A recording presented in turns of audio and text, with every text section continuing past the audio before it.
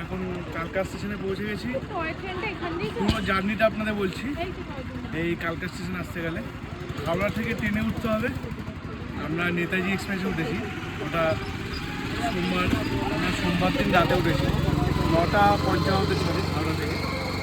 আর আজকে বুধবার, আজকে আমরা সকালবেলা নেমে গেছি কালকা স্টেশনে।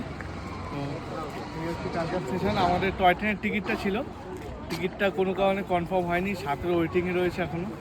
তাই আমাদের যে ড্রাইভার তাদের সাথে আমাদের এইখান থেকে কন্ট্যাক্ট ছিল, কিন্তু আমরা বলেছিলাম যে টিকিটটা যদি কনফার্ম হয়ে যায় তাহলে আমরা টয় ট্রেনে চলে যাবো। টয় ট্রেনটা তো হলো না। এই জার্নি চালু হচ্ছে আমাদের এখন 2 ডেজ। সিমলা থাকবো আমরা 2 দিন, সিমলা থেকে 3 দিন মানালি, 3 দিন মানালি থেকে ওখান থেকে আমরা যাবো কাসল। পুরো ভিডিওটা দেখতে থাকো।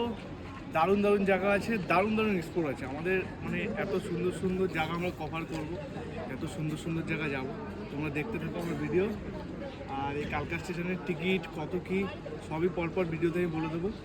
তো আপাতত এই অবধি গাড়িতে উঠে আমাদের ড্রাইভারটা চলে এসছে, গাড়িতে উঠে বাদ বাকিরা বলছে।